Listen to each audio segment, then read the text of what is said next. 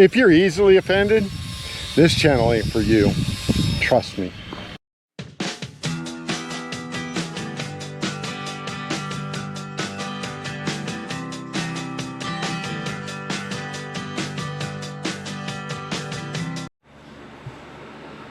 Alright, so at the time of this recording, it's been a couple of months. Well, actually it's been since March, and it is now September.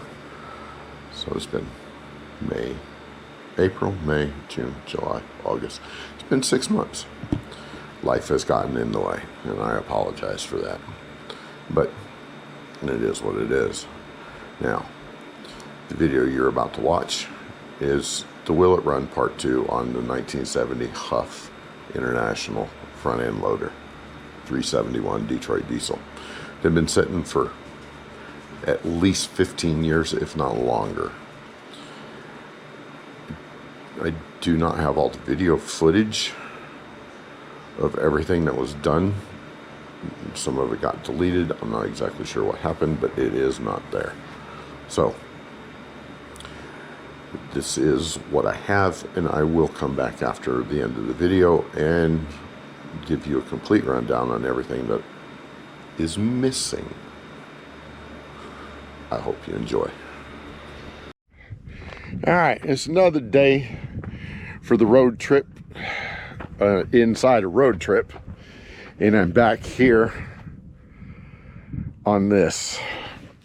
So yesterday, we did avoid a meltdown, thankfully, but I found out a couple of things. So after doing some research, I found out that I knew that this is the flapper valve that shuts the air off to the blower, which did what putting a block of wood up here should have done, but didn't.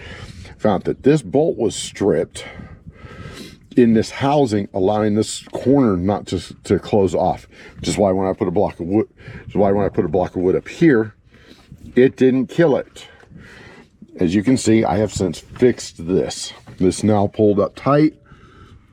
I like it. I also freed the flapper valve up so that it moves. So if we have a runaway again, I can stop it. But the question is, what caused the damn runaway? I think I know, but I'm going to verify a couple things first. I think it's in this governor right here, because the governor rod that attaches to the actuator for the injectors does not move. So we'll pull that valve cover. We'll re-verify that the injectors aren't stuck. I don't believe they are. And if that is the case, then I am going to open up this governor housing and see what I can see in here and see if I can't get that to free up. I will bring you back once I open up that valve cover and show you that the injectors aren't stuck, or that they did get restuck.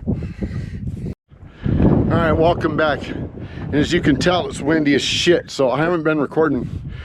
I've done a lot of this off camera because of the wind. So what we did, we replaced the emergency shut-off cable for here, and that actually works by hand. Fuel shut off here now works like it's supposed to.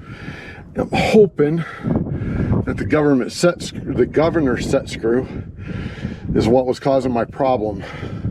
Somebody had to screw it all the way in as far as it would go. I've pulled it out until this lever will come all the way up against here for a stop to shut off fuel. I saw nothing else wrong. Everything else seemed to have worked perfectly. The injectors aren't stuck. The rack moves back and forth. There was nothing inside of here that looked like it was gummed up or bound up. So I did not see a problem. So we went and got cables and fixed all of this. So I'm just hoping it was this governor set screw that was my problem.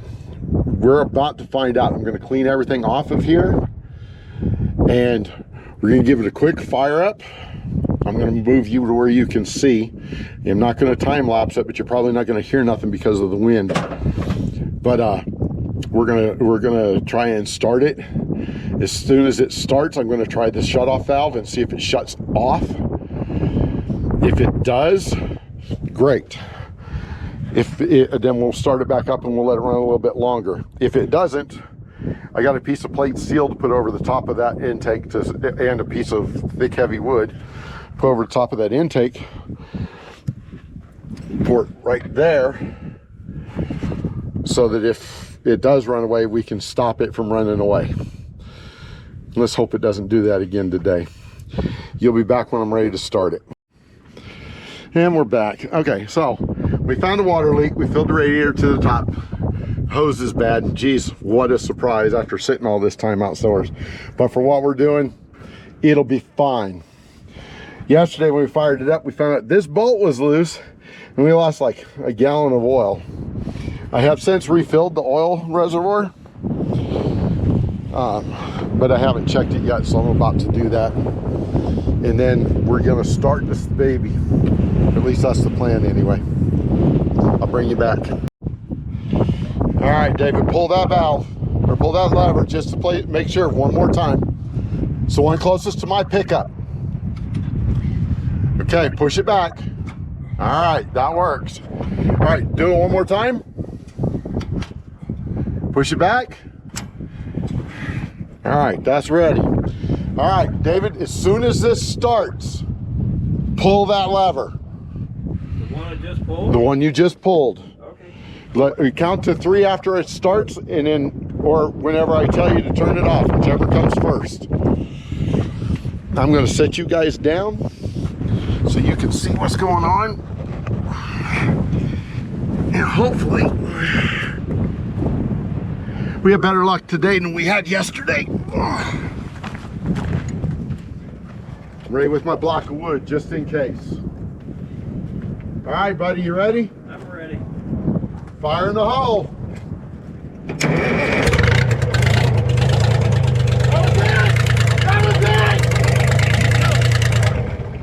That was it. It was a fucking governor nut. Yep. That was it, baby. It works. Do it. We're gonna do it one more time. Okay. Fuck yeah! Fuck yeah!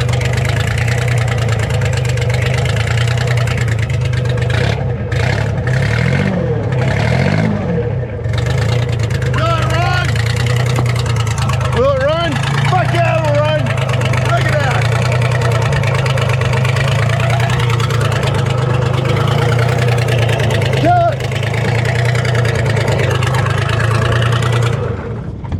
Now, David, turn the key on.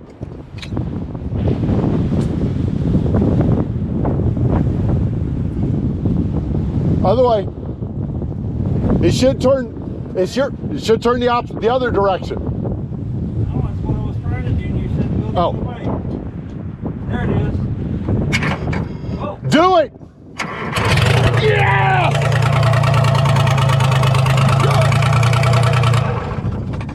Yes! The key switch works and everything. I got the key switch hooked up earlier because it didn't work when we first tried it yesterday. I think that key switch is going to be... I think we're going to fix it. I think when I rewire it, that key switch is going to work perfect. Well, I think we need a new key switch. Well, I know we need a new key switch. Well, this one isn't tight anyway. Yeah. Now, turn the key off because you have the lights on.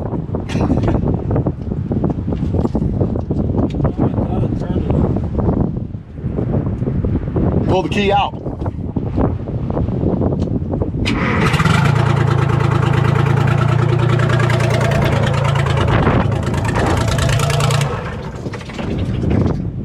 Well, I see another problem. Hydraulic transmission fluid. Yeah, fucking... Okay, we need to fix that. So, but that's a fixable problem. So there's a busted transmission line, and I think it's the pressure line that goes up to that gauge to tell us how much transmission pressure we have. Yeah. But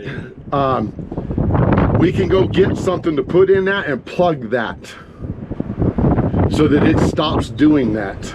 Okay, well then, might I suggest we Go. if we're going to go and get something to do that, Yep. let's take that hose off and get a new hose while we're gone, and a cap. All right, let's do that.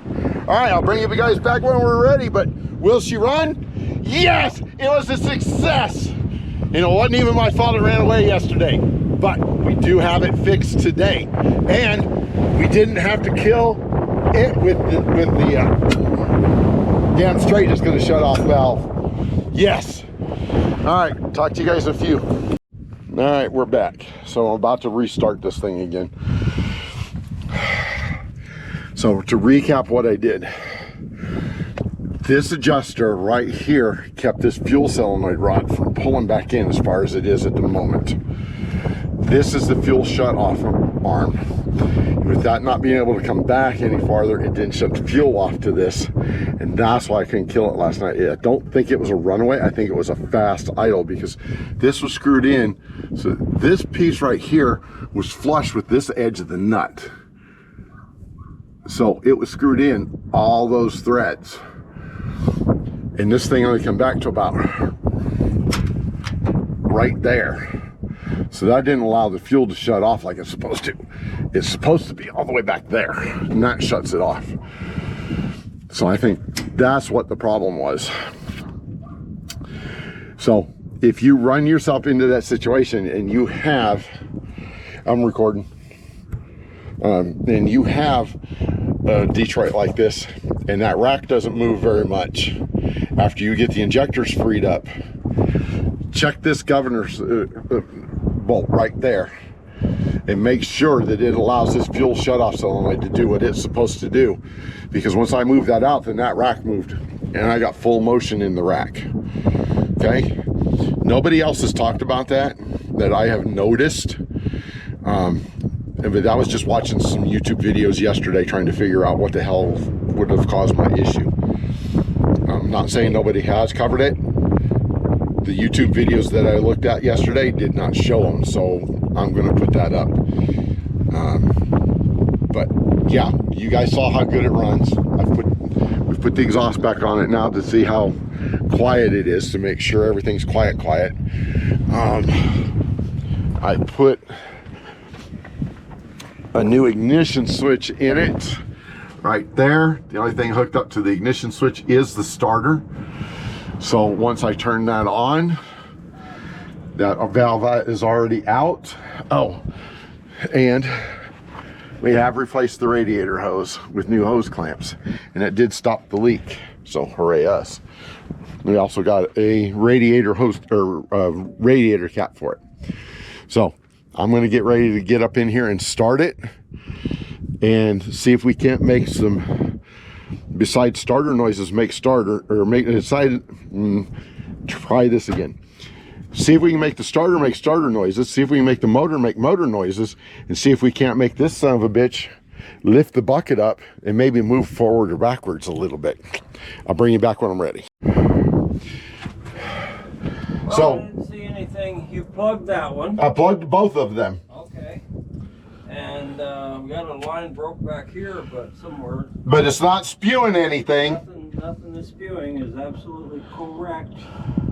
So, all right. Taking, how about starting it back up?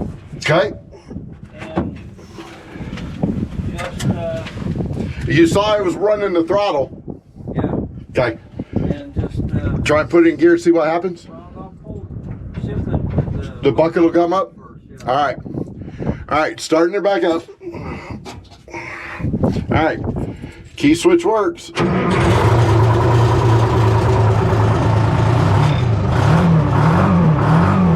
Throttle pedal works.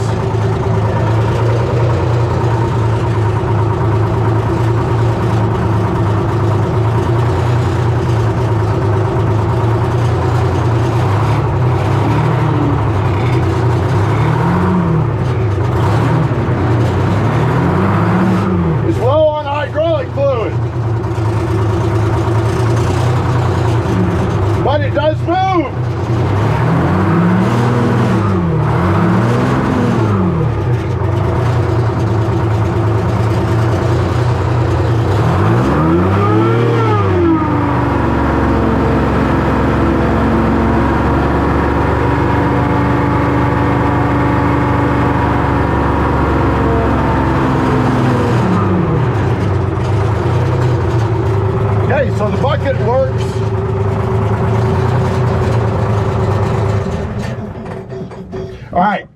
we're way low on hydraulic fluid. How do you know you're way low? Just because of the way it was. Just because of the way it's whining, and that pump is whining like a bitch.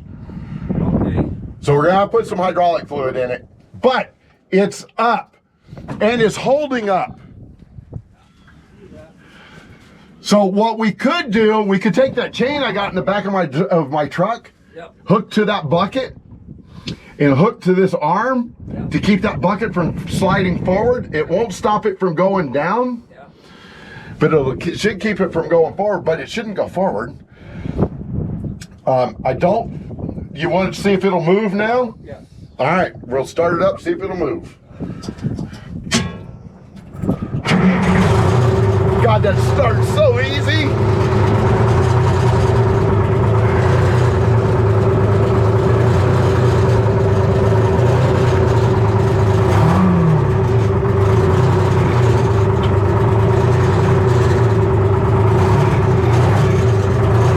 No, she won't move.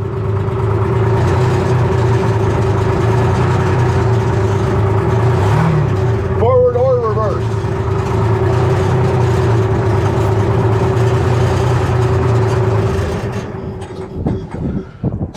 So we probably are way low on transmission fluid from it running yesterday with that broken line. Yeah. And I'm thinking that probably is why it won't move. Check with engine at idle and transmission in neutral. Nothing. You know what? Start it up again. All right, hold on. Back in. Clear. Clear. She's in neutral.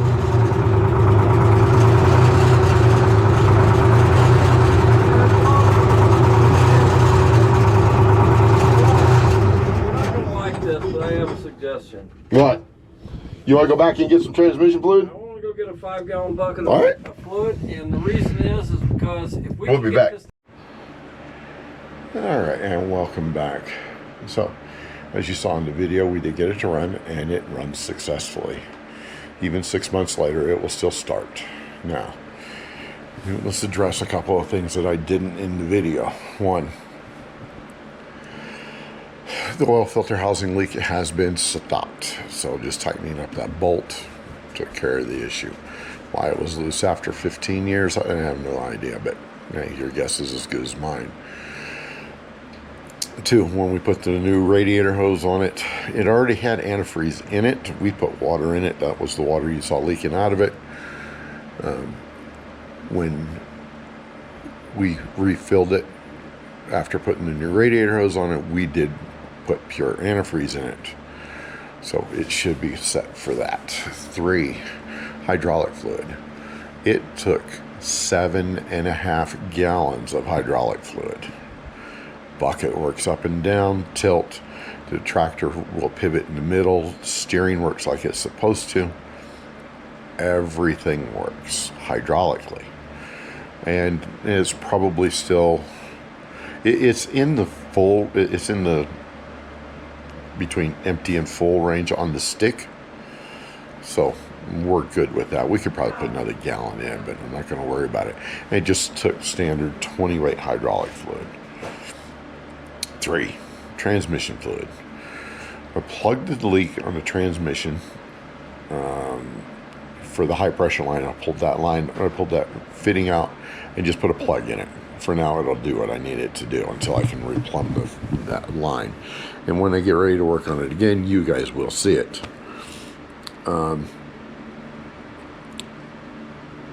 The tractor is in Roswell. So, and I am 7 hours from Roswell. So it'll take a little bit before I get a chance to go and work on it. Or it'll take a little bit to get it here. It's a 25,000 pound tractor, between 20 and 25. So it's going to take a semi to get it here. I can't pull it with my diesel pickup. But, you know, when we go to work on it, you guys will know about it. Anyway, with all of that said, the type of transmission fluid it takes is obsolete. It's been obsolete for 10 years. they recommend that you put Dextron transmission fluid in it. Just straight Dextron, not 1, 2, 3, or 4. Just Dextron. So that's what we did. We got a 5-gallon bucket of Dextron. We put 3 gallons in it. With it running, brought it up to the full mark. Transmission still won't move. Unknown why. Is there something wrong in the transmission itself causing it not to move?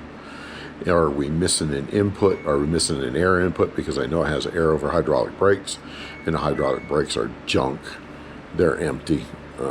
So I also know that every line on that thing, oil or air, was plastic.